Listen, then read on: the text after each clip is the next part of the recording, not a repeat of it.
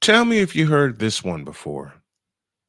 A man in today's society gets run over mentally and emotionally with the stoppage of coverage for men's health or the stoppage of getting help for men's mental health.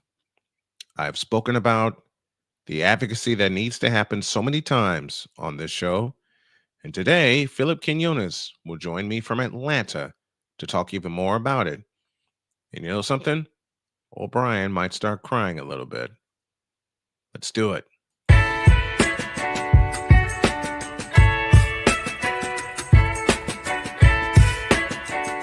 The thing is, until you can erase 3 Februaries, shut up. Bang! Quality over quantity. LeBron has beaten some of the best competition in NBA history. He's the GOAT emoji. I will not cuss. I will not cuss. I will not swear. I will not swear. Where sports is the base, life and fun are the results. This is the Brian Snow Show.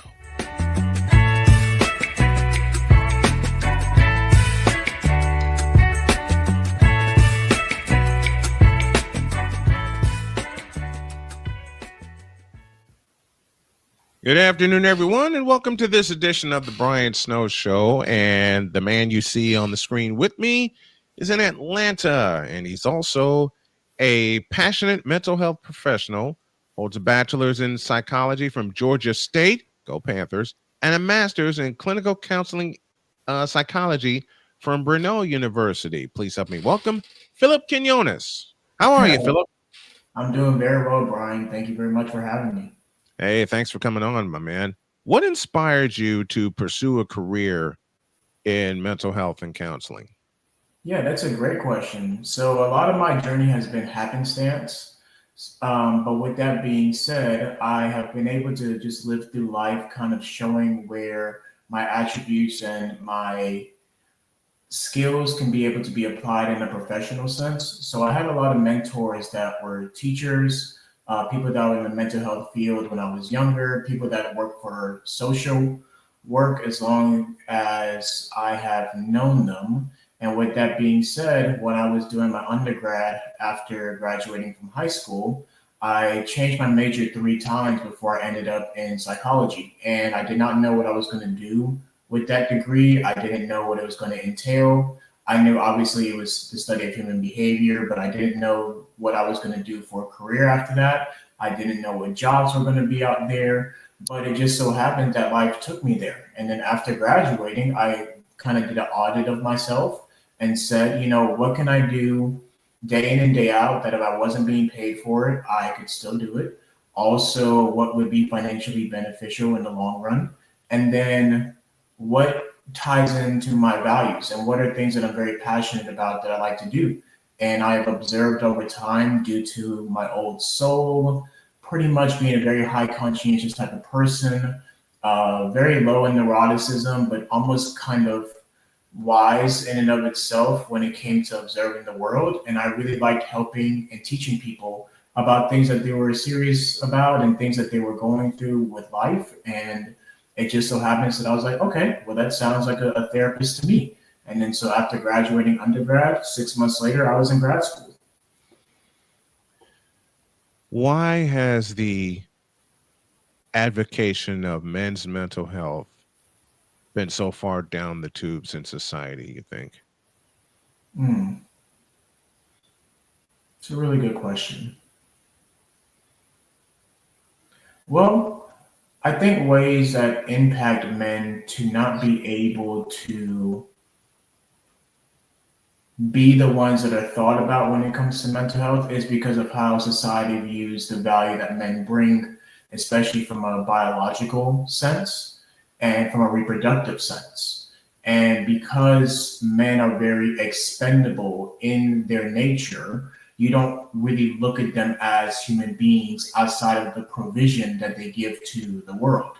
And with that being said, there's a strong, multifaceted, cross-cultural perspective of how men should be, whether that be from an individualistic culture, whether that be from a collectivist culture, of how they should be. And they're not looked about as a human being that is a vessel of nothing but feelings, the same as an equivalent to what a woman is. And so it's underestimated that even from a neurological level, that men are actually more emotional than women. But the expression of that emotion is why it is uncomfortable or minimized or demonized in some type of sense, for men to be able to speak about their mental health or just the struggles of feelings that they go through in their daily life. So I think that's why it's a very hard thing to do for men. So why do you think that men have been programmed? And yes, for the first time in my 52 years plus, I'm Mhm. using a word that my dad used and my grandpa used. And Okay. they warned me about this. Why do you think men were programmed not to either show their feelings or express their feelings, especially in a very tense family situation? Hmm.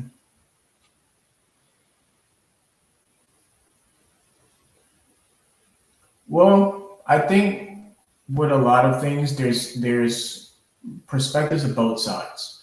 One perspective is if we look at it objectively, if I am the person that is able to control my emotions and not succumb to the negative feelings that we mostly feel throughout our life, that then allows me to do the things that are needed of me and that move society and our species forward. So imagine that if we did not have technology innovations and nations being formed and inventions of things that man and men have made in order to expand society, if all of those men were to succumb to negative feelings and expressing those, society wouldn't move forward. So there's a productiveness in training people, or especially men, to look at it as, well, if we were all depressed, we would not want to go to work. If we were all depressed, we wouldn't want to create fires and create homes or go to the fields or protect the herd or the group from lions, tigers, and bears, or to discover, I don't know, different viruses or discover why the universe is the way it is or create amazing architecture or build empires. If men were to succumb to their feelings, they would not be able to do that. So Mm. it is an underestimation of how much men don't feel like doing those things, but they do it anyway. So I think now on a micro level, when you do it at home and it's perpetuated, not to be able to succumb to that, it's a double-sided coin because one, you're teaching somebody how to manage their emotions. That's one. Two, if their emotions are expressed, it's probably going to be aggressive and it's probably going to be violent. So it's a very much a big underestimation of how much control most men have of their emotions. Because if we really were to transparently express them, as women are able to express theirs without any type of society limitations or I guess, a physiological response of how they communicate their emotions, all hell would really break loose. It really would. Yeah. And we know that because when men look at men, they don't want to mess with men that are extremely emotional. I don't want to get in the ring with a Floyd Mayweather. I don't want to wrestle the Big Show and The Rock. I don't want to fight Floyd Money Mayweather. I don't want to fight Mike Tyson. And that is controlled rage. So imagine now going to war where there's no rules of anything. Men don't want to deal with men that are those extremes of emotional freedom. So, yes, it's important that you can be able to express your emotions, especially as a young man, and have a safe space to say, okay, as a father or an uncle or a godfather that is teaching them the next generation of men to come up, you can be able to be safe to transparently do this in this household. You can cry, you can be upset, you can throw things in this house at a certain type of age, you can throw tantrums, you can do whatever you like to. You can do it through sports, but when you leave this house, you need to be able to control that, because if that is not controlled, nobody benefits from that. You don't grow, society doesn't grow, women are going to be a part of that from a negative standpoint of how you treat them. Nobody would really want to be around that. So it's a double-sided coin of the benefits of it and where it was supposed to take us. But also, now that we're talking about mental health, how vital and important, and now that there's an advocacy and literature and exposure to opinions from across the world, from 4 billion different men, if they all had access to technology to express what they really go through, now you're starting to see why it's what is really happening underneath when it comes to men. Yeah, I get that. I get that. How do you approach working with individuals as opposed to couples in your practice? Oh, that's a great question. Well, imagine the complexity of one human being and all of their life, all of their unconscious, and then dealing with two people at the same time with that, and then trying to resolve conflict with that. It's extremely complicated. And so I like the complication of human beings and human behavior. So I like having a balance between doing individuals and couples. But it's a different facet because you focus on an individual and the symptoms that they have on an individual basis. But when it's couples, you're focusing not only on the individual symptoms of both people, but also the symptoms of the relationship. And that is almost in and of itself a third person. If you were to say you have me as a therapist or the coach, and you have two individuals, it's a triangle. In the middle is this relationship that we're trying to get to. And I'm facilitating having this dialogue or this discourse or this ambivalence of where two people have not been able to meet for usually a substantial amount of time, or there's a roadblock in that relationship that is stopping them from having a formidableness. So sometimes with one couple is ready to change and they want to address it. And on another stage of change, the other person isn't, because maybe they don't see it as a problem. They minimize it. It's not a big deal. They stonewall. They criticize, all those type of things. So we're trying to work at the same time of getting somebody where it's, when you do it on the individual level, it's usually like, okay, it's just you. We're working with the roadblock of you and your ambivalence and what you want to change. And now we're going to facilitate and implement new ways that we can do that. So it's complex either way, but it's even more complex when you do it in a couple setting or a family setting. That's definitely for sure. What role does self-care and mindfulness play in mental health, and how do you incorporate them into your practice?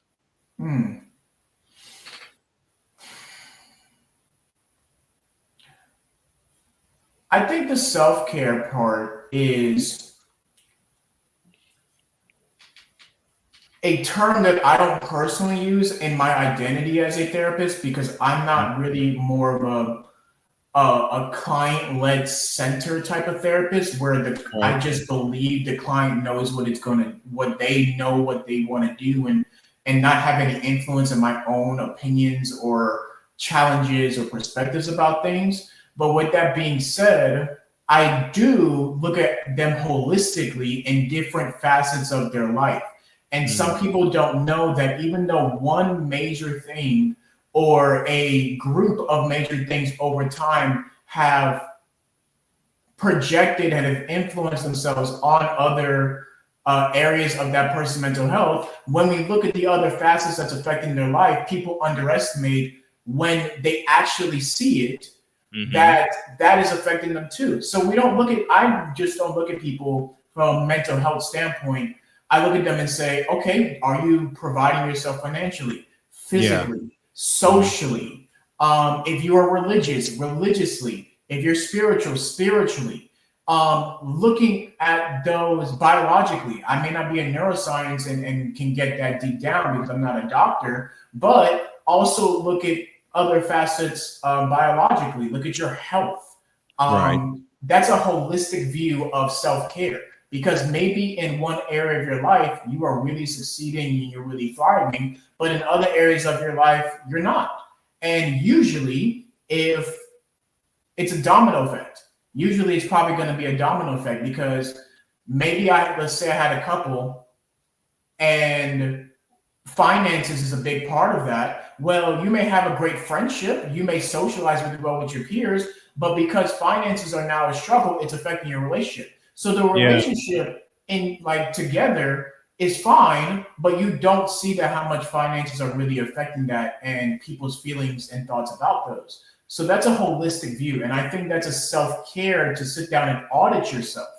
Audit yourself and say, oh, okay, I'm doing great and I'm thriving in this area, and maybe I don't see myself needing as much effort to grow or attention to that area, but maybe it's dropping in other areas. So I know, for example, I have individuals that may be highly professional, whether they be executives, business owners, whatever the case may be, and they're thriving financially, but their physical is out the door.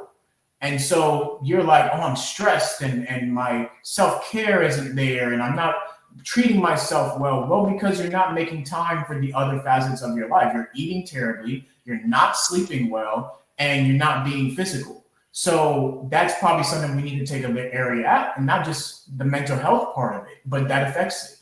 So that's what I think about when it comes to the self-care. But the mindfulness part is more of noticing a pattern in your life of where you are reacting to something instead of responding to something. Most of the time, your personality is pretty much solidified as soon as you really become a young adult. I would even say teens, but really let's say a young adult with a little bit more life experiences. That is kind of solidified by this point, objectively. Right. You can improve those other areas that may be weaker, but your personality is pretty much set in stone. With that being said, there are certain things that in your life bother you, and if you look at yourself objectively, you can say, why am I reacting to these things? Why do I keep responding in this type of way? Why do I keep saying this thing? Why do I keep doing this behavior? Usually there's probably a pattern with that when you look at it objectively. So if you find yourself reacting to things instead of responding to things, those are the things you need to be more mindful of. That's what mindfulness is for. It's the awareness level that you have of the thing that you are reacting to instead of responding to. So look at yourself objectively, audit yourself, and again, maybe in one facet of your life you are very mindful, but maybe in another facet you aren't. But if you find yourself reacting to it and your mind or your body or your feelings and emotions towards that thing or that happenstance or that environment is perpetuating you, then you're probably needing to address it. And it is going to continue until you address it. You can't run from it and you can't hide from it, but you can improve it by being more responsive than reactive to it. So that is, to me, mindfulness. You want to learn more? Go to pqcoachingandconsulting.com. Once again, the website is pqcoachingandconsulting.com. That is Phillip Quinones. Man, it's been a pleasure. You've opened my eyes to a lot of things and answered a couple of key questions that I have. I appreciate you coming on, and I really hope you come back. Let's do it again. Oh, I appreciate it, Brian. Thank you very much. Take care, everybody.